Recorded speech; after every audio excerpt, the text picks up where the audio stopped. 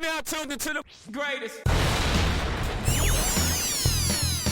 Run with Manny Wilson podcast. The Run with Manny Wilson podcast. The best sports podcast there is. Yes, sir. What's up, everybody? Welcome back to The Run with me, Manny Wilson, all the way from Detroit to Chicago to your speakers and headphones. Let's get into it, man. I appreciate you tuning in to the first interactive sports podcast, a community that makes sure your voice is heard. So if you hear something you agree with, you disagree with, you like, you dislike, go ahead, shoot us a call, 219-413-9405, and we will play your take back on our next episode. All right, let's get into it, man. Look, I promise you, I got the NFC and AFC conference championship games coming up in just a second. But first things first, I had to touch on a topic that really rubbed me the wrong way. And I'm going to try not to get too animated as I say all of this, but, the Milwaukee Bucks, they made some changes within their organization. They fired their head coach, Adrian Griffin, but just one day after they let him go, they hired Doc Rivers to replace him as the head coach until 2026. Now, I don't have a problem with the Milwaukee Bucks firing Adrian Griffin. I didn't think Adrian Griffin had been doing a good job anyway, coaching Damian Lillard and Giannis Antetokounmpo. He deserved this firing. Truth be told, let's get that out there and let's get that on the table right now. He definitely deserved it. He wasn't the guy for the job. The problem is hiring Doc Rivers, who's a loser of a coach, as a coach, not a person, who's a loser as a coach, is not a good decision. And I'll explain why, but it gets even worse because, mind you, even though they hired Doc Rivers just one day after, they still have to pay Adrian Griffin, who they just fired, and they still have to pay Mike Budenholzer, who they just fired before Adrian Griffin. So they went through two head coaches in the past year that they're still paying out, and then they bring on this trash man of a coach, Doc Rivers. And this is the thing about Doc Rivers here, because Doc Rivers is not a good coach. I know he gets respected and all of that, but I've never, ever seen any NBA championship glorified to the amount of the Boston Celtics in 2006. It's ridiculous, bro. Let's get real about the game and let's get real about the situation.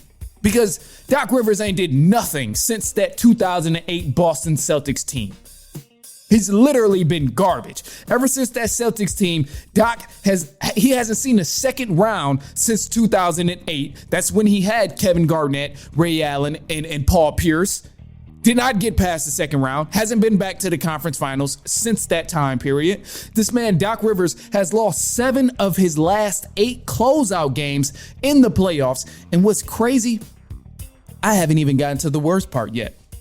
The worst part about all of this is that Doc Rivers blew 3 different 3-1 leads in the NBA playoffs. He blew a 3-1 lead with the Orlando Magic in 2003 as a head coach. He blew a 3-1 lead with the Los Angeles Clippers in 2015 as a head coach. And he blew a 3-1 lead with the Los Angeles Clippers again in 2020 as a head coach. So what is it about this guy that the Milwaukee Bucks finds attractive? Because I don't get it. I don't see it. Doc Rivers, every team he's coached, he's had a stacked team. It's not like he's been making magic. It's not like he made magic with that 2008 team in the Celtics. No, you had Paul Pierce, Rajon Rondo, Kevin Garnett, Ray Allen, all Hall of Famers. The Clippers in 2015 had another stacked team. Lob City, Chris Paul, Blake Griffin, DeAndre Jordan, Matt Barnes. You had so much talent that you've been coaching over the years, and yet you still cannot get the job done. You can't even get out of the second round. Yet alone get the job done. You can't even get out the second round, bro. Come on, man. So to me, Doc Rivers has never made adjustments in game very well. Obviously, every time he goes to the playoffs, I've seen him do the same different thing that caused him to lose games consistently in elimination games. And that's not good because I'm hoping that he does not do that with the Milwaukee Bucks with one of my favorite players, Giannis Antetokounmpo and Damian Lillard. It's ridiculous. So I hope that this is a narrative change for him. I hope that he does succeed with the Bucks. Because I don't want to trash the man. He's clearly a good person. I mean, he's clearly a good person, bro, because everybody wants to hire him. Everybody wants to bring him around as a head coach. So, I mean, hey, he must be somewhat of a decent human being here. So, I don't know.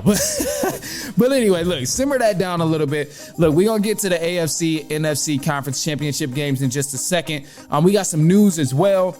But first things first. I mentioned we had an ongoing conversation here.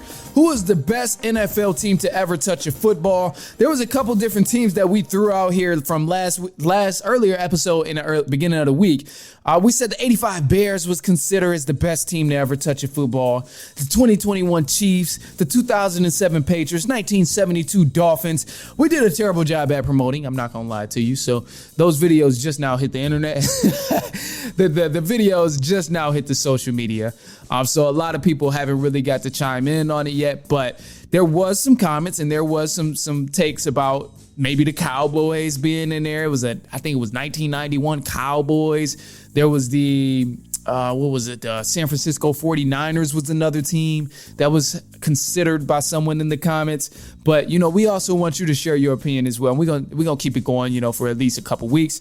So if you got a favorite team, who's the greatest team to ever touch a football, let me know. 219-413-9405. The greatest team to ever touch a football. Right now, I think I'm still siding with the 1972 Dolphins, bro. Just because what they did was really, really crazy, bro. Going undefeated in the regular season and then capitalizing by winning a Super Bowl. Man, that is crazy. I don't think many teams, it obviously hasn't been replicated, but even if you were to cut it down to 14 regular season games like it was in 72, I don't think many teams would even get close to replicating that, because that's tough. That'll take a lot. That's tough, man. I definitely give them a lot of credit. But go ahead, shoot us a call. Look, we got some news coming up in just a second, so don't go anywhere. It's about to be halftime. News, then you got to stick around for the NFC Championship game and also the AFC Championship game that comes on Sunday. So it's halftime. We're about to touch on all that stuff in just a sec. It's halftime.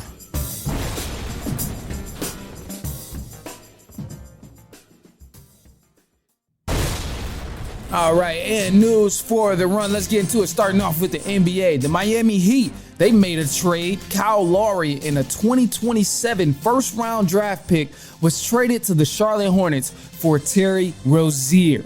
And the Milwaukee Bucks, they fired their head coach, Adrian Griffin. However, just one day after the firing, Bucks have already signed Doc Rivers as their head coach. Now, the contract will go through the 2026 season and is said to be worth about $40 million. Now, the Milwaukee Bucks, they fired 2 coaches in the past year. Now, going over to the NFL, after winning a national championship with the University of Michigan, former head coach Jim Harbaugh is heading back to the NFL. He's officially accepted a head coaching position with the Los Angeles Chargers. The Atlanta Falcons, they've hired a new coach as well. The Falcons, they hired Rams defensive coordinator Raheem Morris to take over as their head coach. Now, Jalen Ramsey, who played for the Rams at a time Morris coached the defense, posted on social media and said, Falcons got one of, if not the best coach in the NFL for real. Now, a couple of good games to watch in the NFL this upcoming Sunday as well. The Ravens, they will take on the Kansas City Chiefs in Baltimore this Sunday. And the San Francisco 49ers, they will battle out with the Lions in San Francisco this Sunday. Now, it's a couple of good games. Let's do these because I'm excited about these matchups right here, man. Obviously, I want the Ravens to go all the way. I want the Ravens to win, and I want them to play the Lions. I think that would just be cool, bro, right? I mean, the Lions and the Detroit Lions playing the Baltimore Ravens, I think that would just be super cool to watch, man.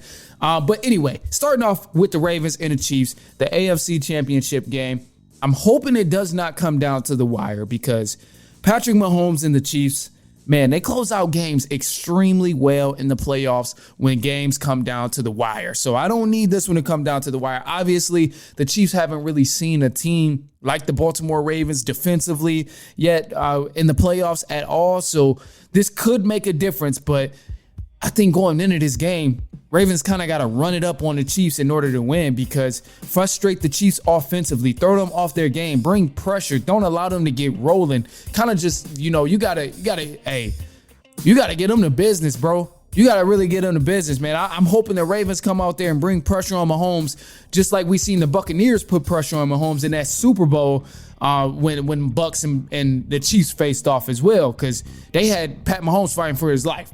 In other words, Ravens, they need to have Patrick Mahomes fighting for his life in order to win this, because you give them boys a lot of fighting chances. I don't know if they'll be able to fall out. I mean, they're going to end up winning if you keep giving them fighting chances. Now, there was a couple cool storylines as well with this game, with the Ravens and the Chiefs as well. So Pat Mahomes, this is why I worry about him, and this is why I say Patrick Mahomes, you can't give that man chances, because he's won 6 AFC championships in 6 years as a starter. The man has not lost an AFC championship. Bro has been absolutely dominant, so he's looking to win his 7th AFC championship in his 7th year as a starter, which is ridiculous. And I don't want it to happen. Usually, any other team, I'm going with Pat Mahomes. I want to see him dominate. I want to see him be as great as he can possibly be. But in this case, I need the Ravens to win this game.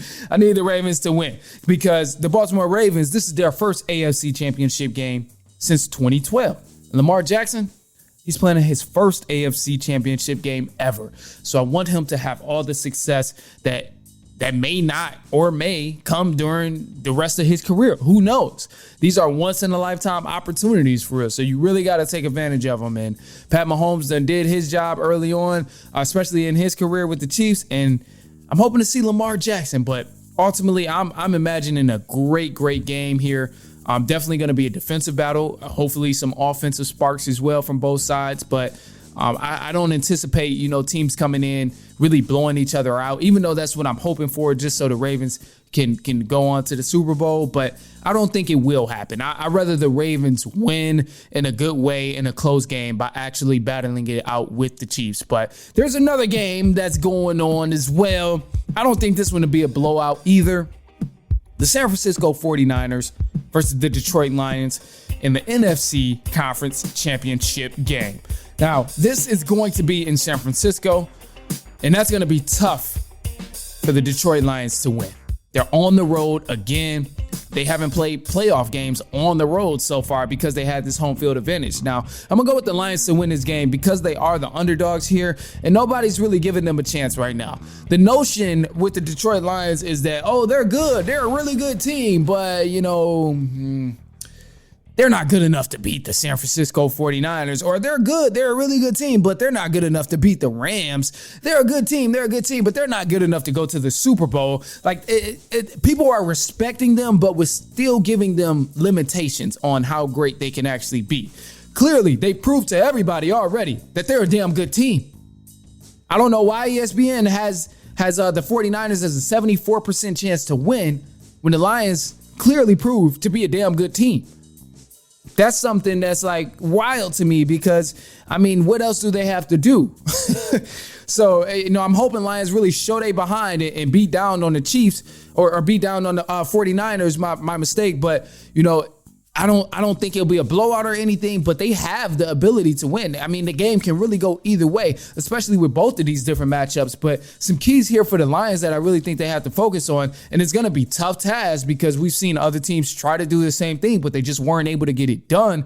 But I think Christian McCaffrey and Deebo Samuel, they have to be limited. You cannot give these guys a lot of open space if you are the Detroit Lions playing defense against them. This is not an easy task.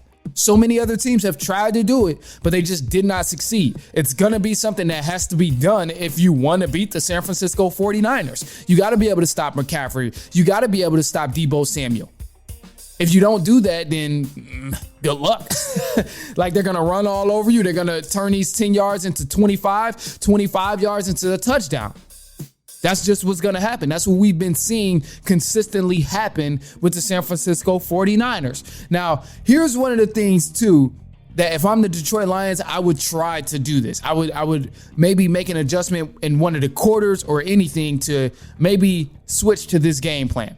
I would try to force Brock Purdy to pick me apart by throwing dimes if I'm the Detroit Lions. Do not give Brock Purdy chances to take the easy money, meaning finding Deebo Samuel on an in route or finding Deebo Samuel on a slant route or a swing route. Do not give him opportunities to just lob the ball to Deebo Samuel and cut it upfield, or even give the ball to Christian McCaffrey and cut it upfield.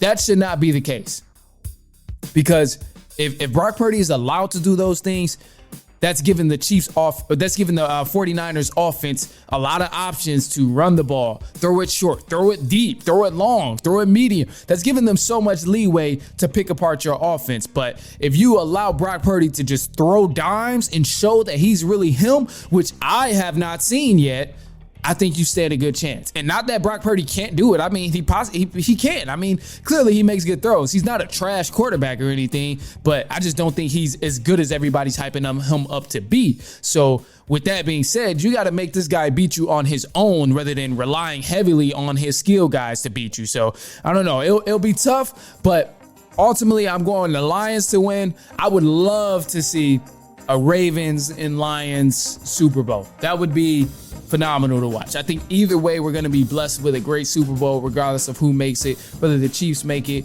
and they play the 49ers, or whether the 49ers make it, they play the Ravens, or whether the Lions play it and play the Chiefs, or Lions make it and play the Ravens. Either way, I think we have a good Super Bowl ahead of us. I think we got two great conference games, conference championships ahead of us as well. But again, man, hey, if you heard anything you agree with, you disagree with, you like, you dislike, shoot me a call, 219-413-9405, and we will play your take back on our next episode. But until then, man, that's all I got for you guys today.